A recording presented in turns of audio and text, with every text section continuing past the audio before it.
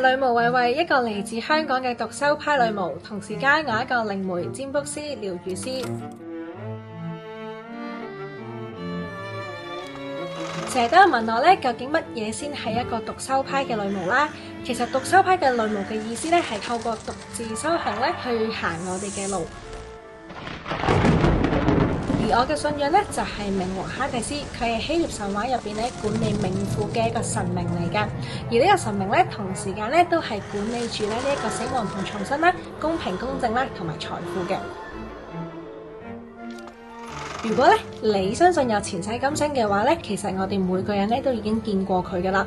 咁而我咧其實係由13歲嘅時候咧，透過我嘅夢境啦，去發現咗原來我喺一啲嘅前世當中咧，已經係不斷咁樣去修行啦。咁喺呢10年嘅過程當中咧，都不斷咧去修煉自己啦，去學習關於一啲巫術上面啦、薩滿上面、占星上面嘅一啲知識啦，再去咧重拾翻呢一個身份同埋呢一個嘅能力。你心入邊有一個好重要嘅人離開咗，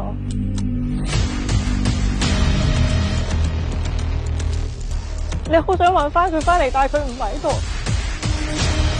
我唔知道佢以一個乜嘢形式離開咗你，但係你要放低。我拍咗咁耐《通靈之王》咧，頭先嗰一刻咧，我真係覺得佢通到靈。所以我俾佢嘅分數咧係100分，因為其實我一直都冇話俾人聽，喺我拍呢一個節目嘅今晚嘅10日前，我最親嘅親人離開咗。其實喺3年前啦，我19歲嗰年咧都參加過《通靈之王》啦，咁當時誤打誤撞咧就攞咗呢一個亞軍嘅。咁喺今次咧參加呢個超能力嘅學院嘅呢個比賽同埋節目咧，其實我最想咧就係可以俾到一張成績表自己。咁我希望咧藉由呢一個節目比賽咧，可以俾我睇到究竟咧我有冇進步到啦，定係甚至退步咗咧？咁加上咧，我都想繼續咧喺唔同嘅平台、唔同嘅渠道咧，可以去宣揚呢一個巫術文化啦。咁我都希望可以透過呢一個真人 show 啦，去俾大家睇到啊，原來一個真實嘅巫師、真實嘅女巫係咁嘅樣㗎。儀式就做完啦，進入最後階段，執好啲行李，俾大家睇下我帶啲咩行李去先。一打開個篋，全部都係黑掹掹嘅衫。其實黑色嘅衫對我嚟講真係有特別嘅意思㗎。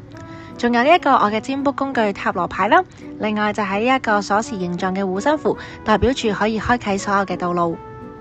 而家係香港時間朝早嘅6點鐘，咁我已經出發緊去機場前往馬拉啦。而家嘅心情咧係十分之眼瞓嘅，咁不過咧都好興奮，亦都好期待啦，所以都會有啲瞓唔着嘅心情出現咗嘅。陣間馬拉見啦。